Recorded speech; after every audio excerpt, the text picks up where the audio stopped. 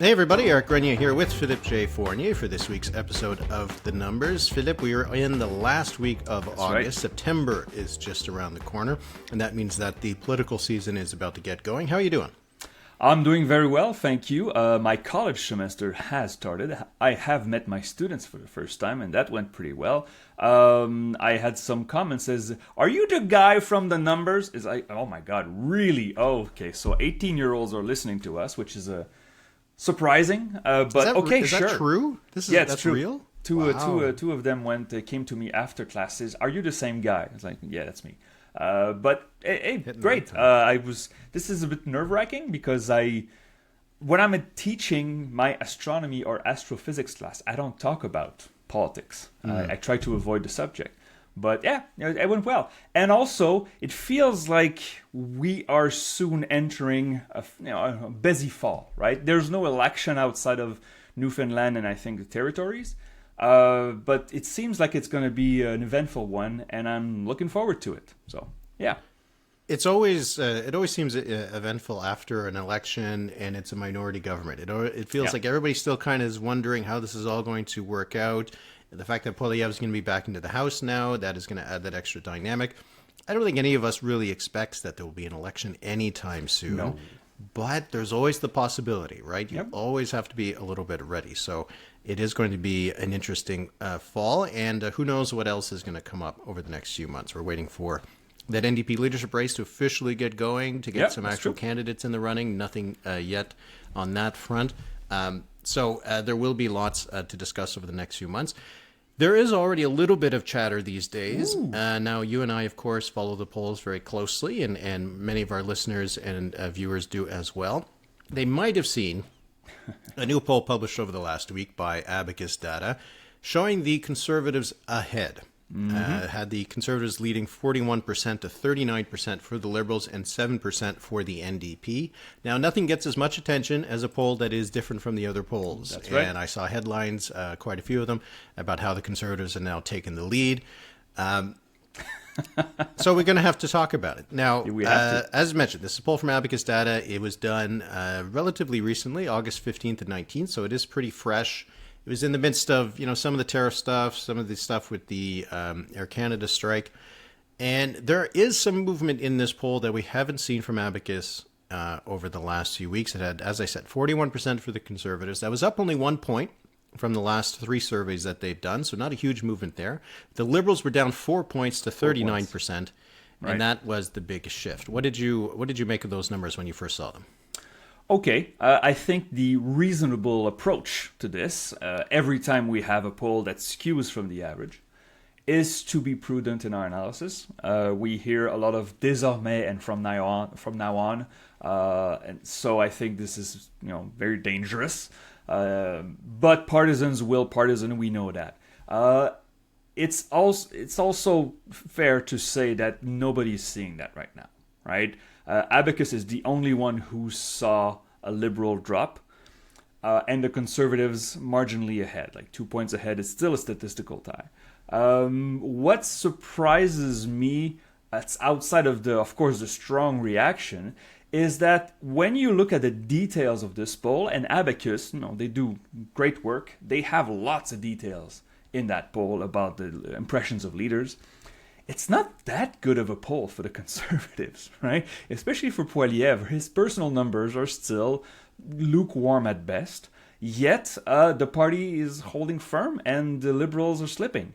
But again, I will have to see more to see if it's a real trend. The thing is, if a pollster was going to put the Conservatives ahead this summer, it was always going to be Abacus. Because the previous Abacus poll had a 3-point lead for the Liberals, again a statistical tie, whereas we saw Léger and Liaison Strategies and of course the Nanos research tracker, all in double digits lead for the Liberals. And so, Liaison was 9 points, so almost double digits. So the water level is different with Abacus. Doesn't mean they're wrong, but it's fair to state that they showed a closer race all summer. Yeah, the question is more about, I think, the trend. Is this a trend? Because, as you said, Yeah. because Abacus has had that closer race before and other pollsters haven't, the fact that there might be a little bit of movement would then put the Conservatives ahead. So not too surprising, as you said, that we've seen this. Because if we are getting polls from Abacus, as we've had for the while, with a 3-point lead, almost inevitably, the Conservatives are going to be moving ahead in at least one of the polls. But will we see the same kind of movement from other pollsters? Even if it means that Leger in the next one, let's say, doesn't go, it's not a 10-point lead anymore, but a 5-point lead. Yeah. Then we might say that, okay, things might be turning a little bit sour for the Liberals. Now, I just said that there is no election on the horizon, so the fact that the Conservatives might be ahead, or at least, might have had a bit of a bump, or at least relative to the Liberals, is not really important in terms of the electoral outcome or the calculations in the House, but it does give us an indication of whether the Liberals might have had a bit of a stumble over the summer months, and that would be the thing that would be interesting to see. If we do see that the next Leger poll, for example, has a 5-point lead for the Liberals, then it would it's not about whether who would win the next election. It's more about are the Liberals starting to lose some of that honeymoon, some of that steam that they had over the last few months? And I think that is the question. But as you said, we don't really have any other corroborating evidence just yet. No. There was a Nanos poll that came out just today. 44 for the Liberals, 34 for the Conservatives, 11 for the NDP. Yep. This is a 4-week rolling poll. If you look at the last 4-week rolling poll that was done 4 weeks ago, zero change. Yeah. It was 44-34 a month ago. And you see with Mark Carney versus Pierre Poilievre, it's preferred prime minister. It's 52 Carney, 27 Poilievre. 27 is up 3 points for Poilievre, but 52 is also up 3 points for Carney. That's right. So we still need to see more to know whether the Liberals have taken a hit, I think, over this summer. It's also, Eric, the fact that Abacus polls a lot, right? So I have this right here. So since the April election, Abacus has published 8 polls. And it's not like Nanos where it has a rolling poll. This is 8 individual polls. And so let me take you to Abacus's numbers in late June. 41 Liberal, 40 Conservatives, 9 NDP. So Liberal plus 1. If we compare the new poll to this one, there's no movement. So perhaps we're just talking about noise here. That's why I say we have to be careful, people. Again, partisan will cheer for their team, but I need more to see a trend. Une hirondelle fait pas le printemps. A poll doesn't make a single trend. So let's wait it out. It is interesting, though, because we know at some point that Liberal honeymoon will break. We don't know when. It could be months. It could be years. Again, the Trudeau honeymoon, we mentioned this in previous episode, lasted like 2.5 years. So, and also when you look at the regional numbers from Abacus Data, has a tie in Atlantic Canada. Other pollsters have Liberal plus 30. So I know tiny subsample, but maybe Abacus caught the edge of a wave instead of the middle. But we'll see in the next few weeks. Yeah, it's really it. We'll see what we get from some other pollsters and give us an indication of what's happening over this summer. I mean, you could see some reasons for it from what the polling, again, that was done by Abacus, but it did poll on the Air Canada strike. Didn't seem like the Liberals had put themselves on the side of public opinion in forcing them back to work. So that could have had a bit of a blowback. The recent move on tariffs and stuff, although some of this might be outside of the sampling period, but just the general approach to the U.S. administration. You know, we have seen other polls, especially from Angus Reid Institute, that shows that there's a lot of appetite for taking a hard stance, taking a hard line against the Trump administration. And the Carney government has been a bit more trying to find some middle ground to try to get something out of the negotiations. So that could have also had a blowback. So it doesn't come out of the blue, right? You know, the by-election that took place in Battle River Crowfoot was on August 18th, right? That's right. Yeah. Yes. So that was just at the tail end of this sample for Abacus. So it seems unlikely that would have had any real impact. I don't think so. On the outcome, or at least on the polling. So we're in a wait and see mode. But I do kind of see that there would be reason for the Liberals to wonder if they're going to end the summer in a little bit of a worse position than where they were at the beginning of the summer. It doesn't feel like it's been a successful summer for the Liberals in terms of improving their position. Now, you could argue that maybe they'll be in the same, or they haven't really hurt themselves that much. But I don't think that there hasn't really been much that's happened over the summer that would, I think, give them a bump. So to see these kinds of numbers has some intuitive sense, but we do need to see if it is just a statistical fluctuation, or is it an actual trend that's going to hold going into the fall? I also wonder, Eric, I mean, the negotiations with the US was never going to get resolved this summer. Like, I think a lot of people know that. I wonder whether the average liberal voter, like of this group of liberals, I wonder if they're ready for the long game. This could take years. It won't take weeks. It could take years. Now, I say that, and maybe in 2 weeks there's an announcement and there's a new CUSMA. It's just, really doesn't seem likely when you follow the news out of the U.S. and what the ambassador in Ottawa, the U.S. ambassador in Ottawa is saying. It doesn't seem like we're in for a short negotiation. We're in for the long haul. So will Liberal voters play the long game, are ready for the long game? I'm not sure about that.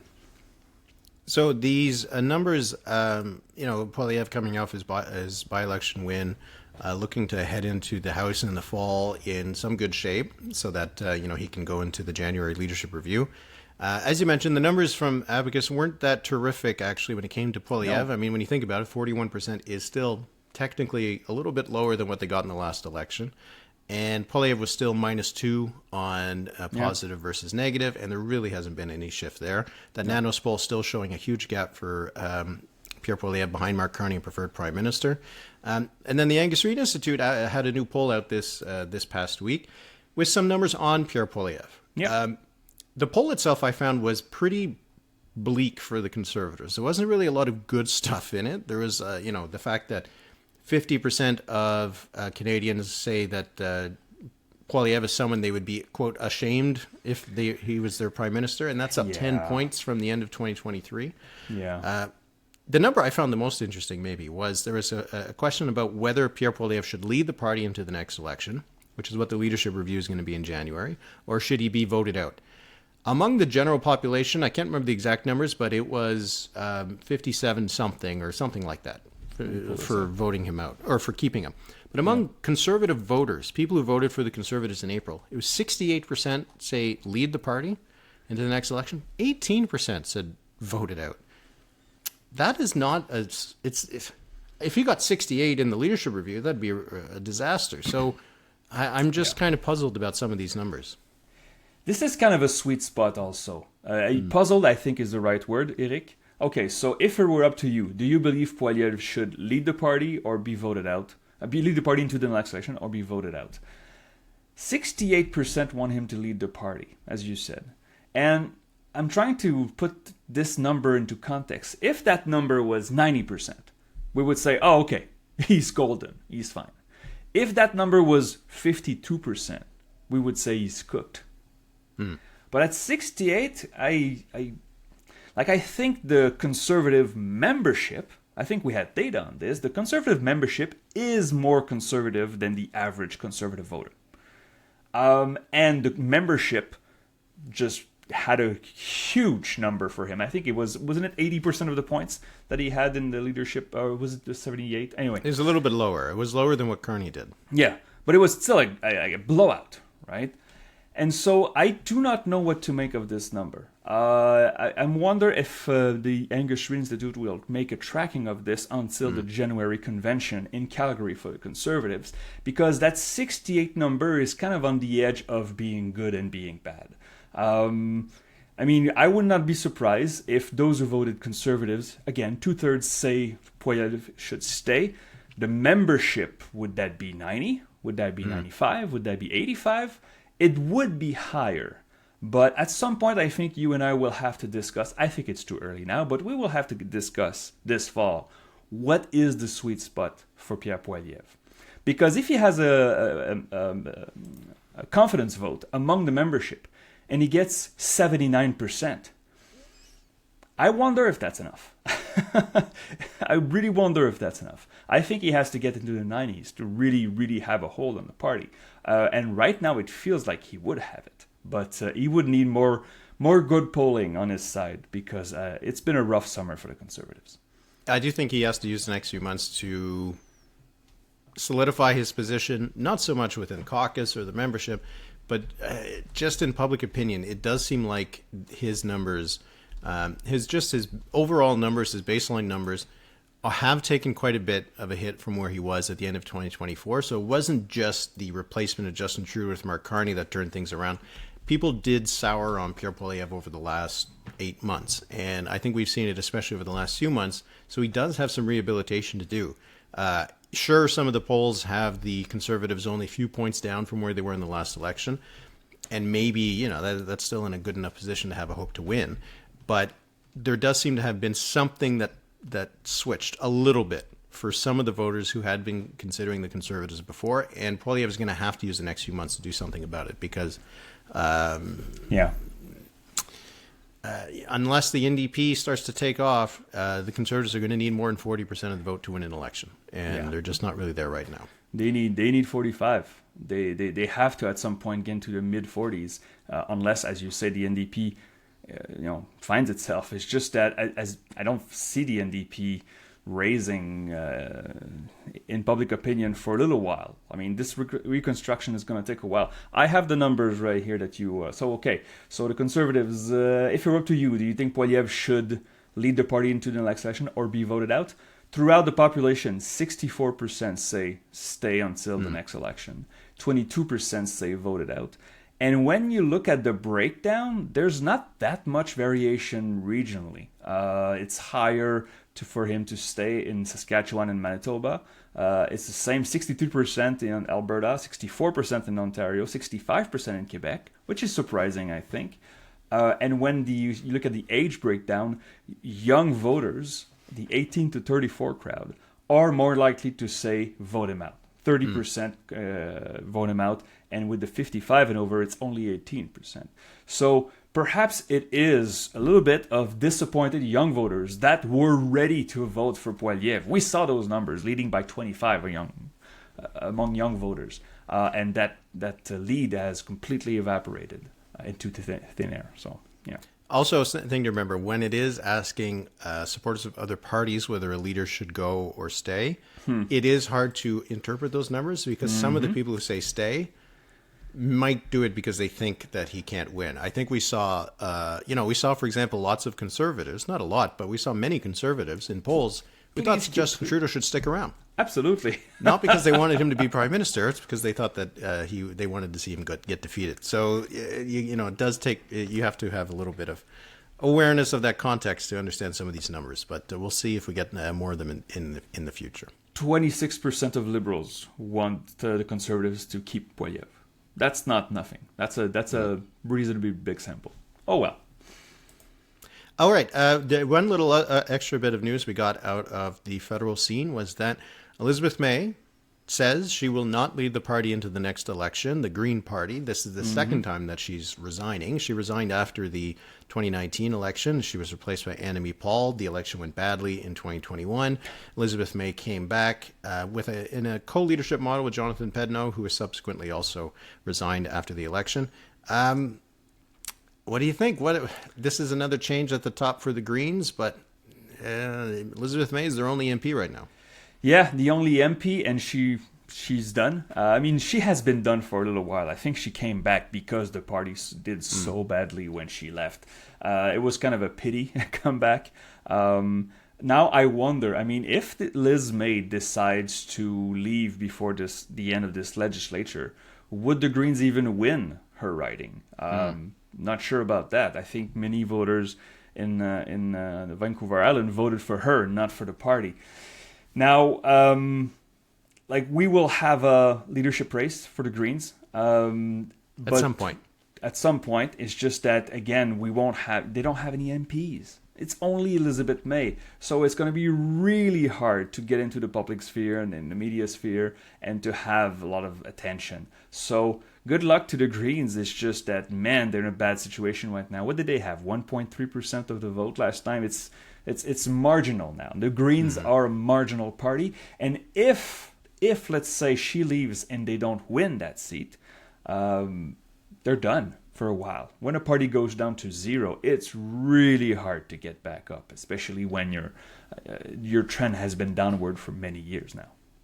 We'll see what's going to happen with that leadership race. The last slate of candidates, with all due respect to them, were not known outside of Green Party circles, right? There wasn't someone who had high profile. The same thing happened in 2021 or before 2020. It was the leadership race. Nobody with a high profile ran. And, we're looking at the BC Green leadership race, which we haven't talked about, but it's coming up soon. It's 3 candidates. Again, could be terrific people. Maybe they'll turn out to be great politicians. Not very well known. None of the MLAs who were elected for the BC Greens in last year's election ran for the post. So to me, that would be a concern if I was the Green Party, that who is the slate of candidates going to be? And if it is someone who is completely unknown, it's a lot of work to get known, and it's a lot of work to get known when you're a small party without a seat in the House and all that. So it is, I think, going to be a challenging part for the Greens. A challenging future for them, at least for the next a little bit. And it's one of the reasons why you have to think that Mark Carney and the Liberals are in a pretty okay position in a minority government when they're two kind of rivals, not rivals, but two parties that would naturally get some of their vote in a little bit of turmoil, leadership vacuum, all that kind of stuff. It gives them an extra little bit of confidence that they could weather a storm if they had to go into an election right now. So we'll see. Before we move off of this, last Christmas, you and I look at that smile. You and I did a special episode, and it was a leadership resignation draft. Now, of course, there's still 4 more months to this year. Oh my God, is that true? Yeah, 4 more months to this year. So we're 2/3 of the way through 2025. And I'm leading 5-1. We chose 6 leaders each that were going to announce their resignation. Are you 5 for 6? I am so 5 far? for 6. Oh, right? Okay, goodness. so Eric's team was Jackmeet Singh, he resigned. François Legault, Bonnie still. Crombie, okay. Scott Moe, which I think was an odd pick, but okay. Yeah. David Kuhn, I thought was reasonable, and your 6th one was a long shot, Marit Stiles. She also is facing a leadership review, so you have still some potential. I think I have a good chance to get 2 more at least before the end of the year. There's at least the opportunity. Legault is in a lot of trouble, as we're about to discuss, and Bonnie Crombie has a leadership review coming up. So I could gain 2. But yes, but the thing is, here's my team. Justin Trudeau was first, obviously. Yeah, that was a top pick. Elizabeth May, Andrew Furey, Liberal. That was a surprise, though. There was an election. You chose him in case he lost the election instead of just deciding to give up. Hey, man, there's no point for style. You shoot at the net, sometimes it deflects off a knee and it goes in, right?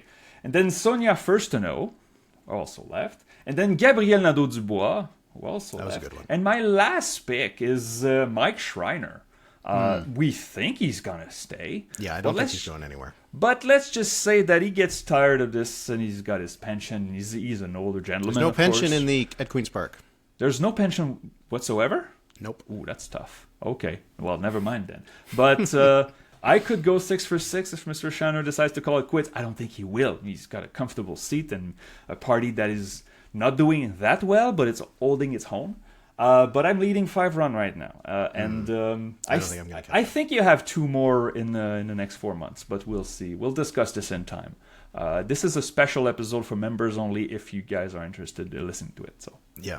Oh, and also you mentioned Mike Schreiner. I saw Queen's Park Observer, Sabrina and Angie's newsletter, asked Schreiner if he wants to run to replace Elizabeth May, just to tie this little thing into a bow. He said no. So.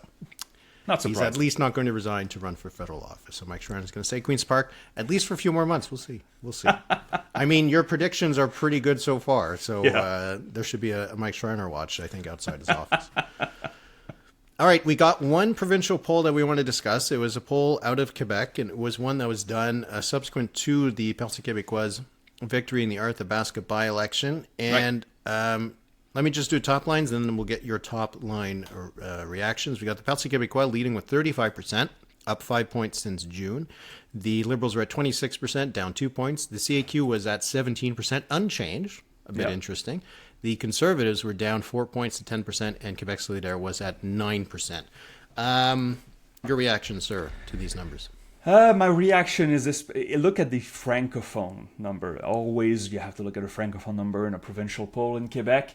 It's 45% for the Parti Québécois, 18% for the CAQ, 17% for the Liberals. So that's a 27-point lead for the Parti Québécois. And I looked this up. Look at these top-line numbers, Eric. They are awfully similar, with the exception of the Conservatives. They are awfully similar to the result of the 2018 election if you flip the CAQ and the PQ. I mean, they're almost identical. So this would produce a large Parti Québécois majority, above 70 seats. But in a fractured electorate. Now, 35% is pretty good when there's a 5-party race. And that's why the system would be skewed in favor of the Parti Québécois. My reaction was that the PQ had a really good summer. The Liberals were nowhere to be seen, so they didn't get worse, didn't get better. The CAQ at 17%, you said unchanged. Yeah, that's unchanged in a summer poll. That's still really bad, though. That's still 60% of CAQ voters having left the party since the election. But I'm looking at is the Parti Conservateur at 10%, the Conservatives. A 4-point drop when you're at 14% in a poll is statistically significant. And we saw Éric Duhem everywhere this summer. And I wonder whether this campaign for Éric Duhem, although he did pretty well locally, but he did lose.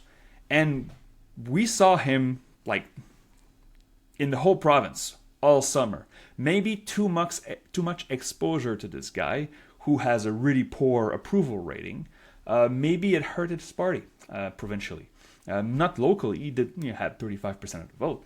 But provincially, maybe a lot of people soured on him. So these are my first reactions. I mean, there's also sovereignty numbers that are interesting. What about you, Eric? What did you see in those numbers? Well, the Parti Québécois at 35%, it matches their high that they've had since, before when they were used to vie for power. So for them to get back to that level, back to that ceiling, and we don't know exactly where these numbers came from. It would be interesting if the PQ got their support directly from the Conservatives, which would change their electorate a little bit. Maybe there's some, shifts, a few gains for the CAQ that go anyway. It's hard to know exactly how it works out. But the question was whether the bump we saw for the Quebec Liberals, two things. One, whether it was going to be sustained after Pablo Rodriguez's leadership victory. Yeah. And whether it would continue or whether the momentum would keep going up. The momentum did not keep going up. The party has not made any further gains. So it does seem like maybe there was a little bit of a leadership bump for the Quebec Liberals that was not sustainable, that, their current ceiling is going to be somewhere in the high 20s. Yeah. But the fact that they are still in a solid second place, leading in the Montreal area, does suggest that he has still helped out the Liberals quite a bit.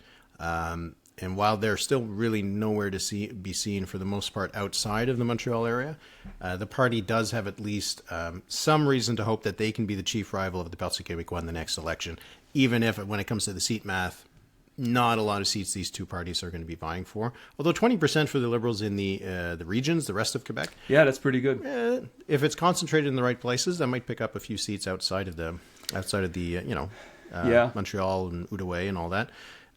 But yeah, it still looks like it's Parti Québécois' election to lose. But, if you're outside of Quebec and wondering what this means for sovereignty and the referendum and all this, the numbers haven't shifted all that much, right? So I think that's the odd context here, is that you have the Parti Québécois in a strong position to win a majority government, but in part because of the division of the vote. Historically speaking, 35% for the PQ, not a great result. No, it's not a great result, but historically speaking, the PQ has not done well in this century. So we have to go back. The PQ is in the best position it's been since 1998. And back then there was only 2.5 parties. Now there's 5 parties, right? But to context to this poll, satisfaction towards the Legault government, negative, dissatisfied, 67%. Satisfied, 26%. That's a minus 41, 1 year from an election of a sitting government. So a lot of voters are not necessarily jumping on the PQ ship as much as they are jumping off the CAQ ship. And you mentioned sovereignty. This is a poll where the PQ jumps 5 points. This is not a 1 or 2 point swing that could be fluctuations. 5 points is massive in this context. And the numbers for sovereignty have not moved from one poll to the other. It's 36% after distribution of undecideds. That's not enough. That's as long as we don't see at least a majority of francophones, it's not going to be close to enough. And the no side leads by 10 points among francophones, and it trails by, and of course, it leads by 60 or 70 points against non-francophones. So. Even if you ask PQ voters, a quarter of them would vote no in a referendum. Mm-hmm. So what does that tell you? Oh, I like the PQ, I like their program, I want to get rid of the CAQ, but no thank you on sovereignty. We'll follow these numbers, obviously, but it's interesting that the PQ has gained 20 points in the past 2 years, and support for independence has not moved. It's completely flat. Yeah. And whether the next election campaign, if it's no longer about the CAQ and its government and its record, but rather it's about, the national question, whether there should be a referendum again, I think that could change things quite a bit. So I think we don't really know how that election is going to play out. Liberals would love that. Liberals would love to have a referendum election. So right now, the PQ is the one in the driver's seat, but we'll see if the car veers off at some point. Just wanted to mention there is a by-election taking place in Manitoba in Spruce Woods today. It's taking place today, so we can't talk about it. We'll talk about it next week. Really curious to see. Wab Kinew has been pretty aggressive in a by-election in an area that New Democrats don't do very well in. So we'll see if his confidence and his time spent in the riding will actually pay off. But we'll talk about that next week. Absolutely. And, okay, let's move on to a quiz. I think you have a one for me this week. All right. So this week's quiz, my friend, is very simple. I have questions about prime ministers and such. You're the historian here, so we'll test your knowledge of elections. It's 10 questions that are just trivia. And I tried to make them fun a little bit. So there's no, multiple choice. I don't think you need those.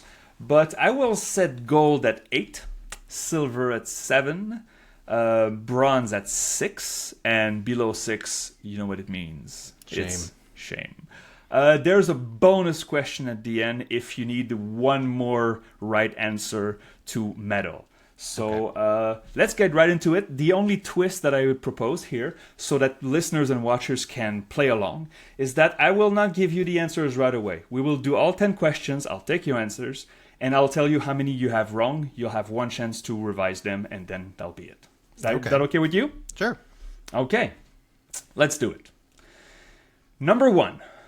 Eric, only 2 prime ministers in Canada's history represented ridings in Calgary during their prime ministership. Who are they? Well, Stephen Harper did. Calgary Southwest was his riding. And the other one, I think, I believe it was R.B. Bennett. Okay, so Harper and... Oh, you're not telling me... Bennett. Oh, that's right. I got to sit in my discomfort. Number 2. John A. Macdonald won 6 majorities of the House of Commons, including consecutive ones.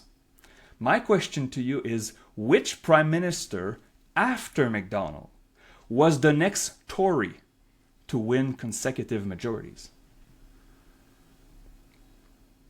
So after Macdonald, who was the next Tory to win consecutive majorities? Okay. Well, I'm wondering how you're counting Borden, but Borden won a majority in 1911, and then as the head of the Union government won it again in 1917. So I'll say it was Robert Borden. Okay. All right. Eric, number 3. How many prime ministers returned to power after being defeated, and who are they? Okay. Well, there was John A. Macdonald, who was defeated in 1874 and re-elected in 1878. The next one would have been the next one that made it back would have been Arthur Meehan, because he was in from 20 to 21. Got defeated in 21 and came back briefly in 25 after the King Byng affair. So that's 2. There's King, who was defeated in 25, and he was defeated again in well, he wasn't defeated in 25, but he got voted out in 25, came back again. And then got defeated again, 1930, came back 1935, so that's 3. And then there'd be Pierre Trudeau, who went down in 79 and then came back in 1980. So that would be 4. That would be, okay, all right. So your answers are MacDonald, Meehan, King, and Trudeau? Yes. Trudeau 1? Okay. Trudeau right. pair. Number 4. In Canada's first election post-Confederation, which was held in September 1867, so just 2 months after Confederation, in which riding did John A. Macdonald run? And won, by the way. What was his riding? Well, he ran in Kingston. Okay. And I think it was called Kingston. Okay. Yeah, I'm going to say Kingston. All right. Very well. I think there's a trick question there. You would have been defeated. Number 5. Who was the oldest prime minister to take office at the ripe old age of 74? I believe the oldest was Charles Tupper, I think. Okay. I'm going to say think. it was Tups. Okay. And number 6, a similar question. Who was the youngest prime minister to take office at the age of 39? That's Joe Clark. Joe Clark was 39. Okay. Now, number 7. Who was the last Canadian prime minister born in the 19th century? Oh, that's a good one. Okay, it wasn't Chrétien. It wasn't. It wouldn't have been Mulroney. Wasn't Chrétien. Chrétien is still alive. Yes, I know. Yes, it's true. I think he was born in like the 20s or something. No. He was born in the 30s. Because I believe he's in his 90s now. Yep. Okay, wait. Okay, so then you got to go back. So Turner wouldn't have been, because he wouldn't have been 80 at that point. Neither was Trudeau. Trudeau was born like 1919 or something like that.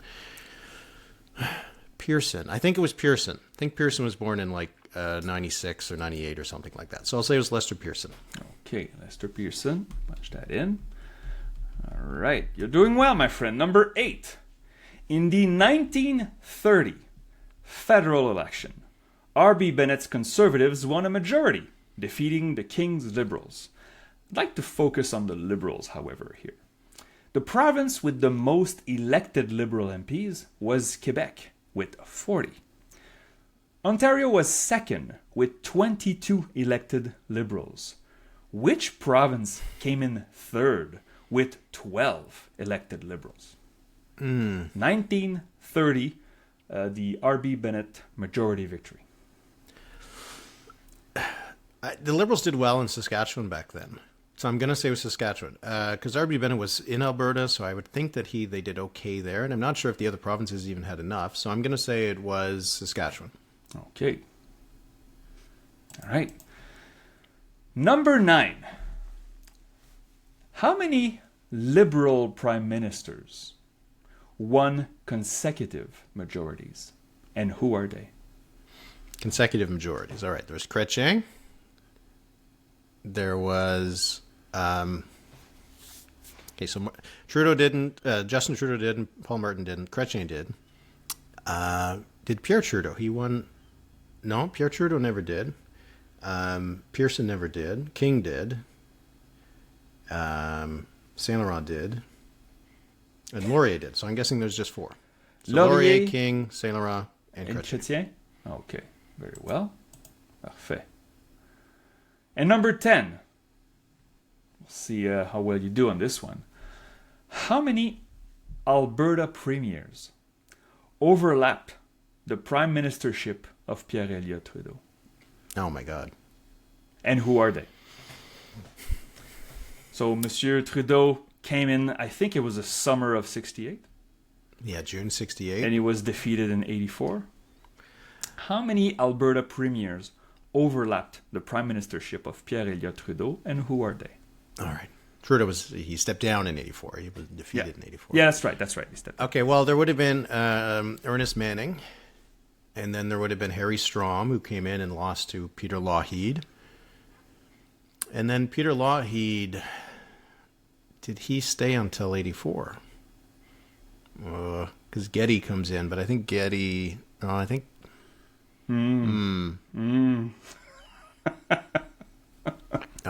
this is good. I'm glad you like it. I think it was just the three. I think it was just Strom, Manning, and Lougheed. Okay. So, the 10 questions are done. Okay. I have a little asterisk here because I have to check the answer. You make me doubt. But so far, you have 9 correct answers. Oh, man. And you may get 10 when I correct them. So there's no... I mean, I could play with you and go through it. It's just that you may have 10 out of 10 here, so I have to double check because your answer to number 2. John A. Macdonald won 6 majorities at the House of Commons, including consecutive ones. Which prime minister after Macdonald was the next story to win consecutive majorities? I have Brian Mulroney here, 84 and 88. It's just that what you said, is it an oversight on my part? Well, I mean, Robert Borden led a quote-unquote union government in 1917, but it was like mostly conservatives with some liberals, so there's some dispute whether you would count it as I've always counted it as a conservative party since they more or less ran the show. But if you, I was thinking also, it would have been Mulroney for just looking for a straight-up conservative, but Borden did win 2 majorities in 1911, 1917. Oh, I see, unionist. Okay, maybe that's why. I guess you would be right? Would you give yourself your point? I would. I absolutely would. Robert Borden was always a conservative. Let me check here. Yeah, but was he a Tory? He was a Tory? Yeah, he would have been a Tory. He's pretty Tory. 1911, Borden defeated Laurier, and he had 132 seats, needed 111 to win, so that's a majority. In 1917, he won 153 seats, needed 118, so that's 2 majorities. Okay, so my answer is wrong, and you run the slate. Oh my God, how's that possible? That's insane. I was sure you would get 7 or something. So 10 out of 10, my friend. All right, okay. I'll take it. If you would have not told me which one I got wrong, I would have guessed I got Saskatchewan wrong as the Saskatchewan elected 12 elected Liberals. There was also I think Labour that always voted for the Liberals. I read up on this. In 1930, Quebec, 40 Liberal MPs, 22 for the Liberals, and 12 for Saskatchewan. How times have changed. I'm still going to give you the bonus question here. All right, go for 11 out of 10. All right. Complete the blank here. According to Statistics Canada. Oh, God.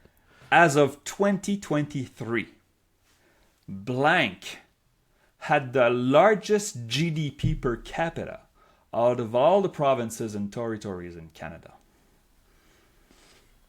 Oh, per capita? Yeah. Alberta seems like the easy answer, but I feel like it's not Alberta. I don't know. I guess I would. Unless it's one of the territories. Don't play the quiz master, man. Play the quiz. Per capita, I'm guessing it is probably still Alberta. Finally, Eric gets something wrong. Okay, it's the highest among the provinces, but the Northwest Territories is higher. Northwest Territories was higher. Amongst all the province, it's Alberta. It's not even close as well. Okay. So, okay, but you still have 10 out of 10. That's super gold. That's platinum. That's like diamond. I'm going to bank those extra points for the next one that I'm doing badly. I'm going to take those 2 extra that I didn't need for gold. But thank you. I enjoyed it. Trivia's fun. Thanks. You were saying how I'm not a historian. Obviously, I'm more of I'm not trained or anything like that. Well, I went to university. You have a diploma on the wall somewhere. Yes, sure. Right? Yeah. But, you said I should give you an astronomy-themed political quiz. This sounds like a good holiday issue. I'm going to have to think about it during the fall. I'm going to do astronomy-themed Canadian political quiz coming up in a few months. I'll start working on it. That's going to be a lot of work. Okay. All right, number of the week. Do you want to go first? Well, my number of the week, you said it already. 68% of conservative voters, according to the Industry Institute, want Poilievre to stay in.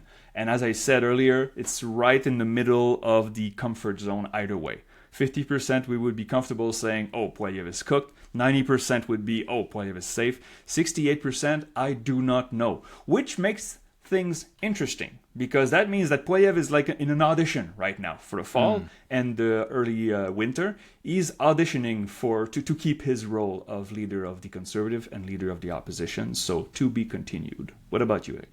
So my number is 16%. So there was a poll that was done by Relay Strategies, which it's a polling firm, does some interesting stuff.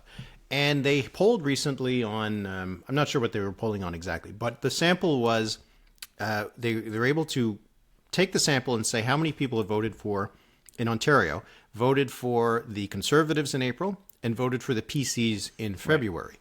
So 16% of Ontarians voted for Doug Ford's PCs in the February election, but did not vote for Pierre Poilievre's Conservatives in the federal election. 21% voted for both parties, 6% voted for the Conservatives, but not the PCs.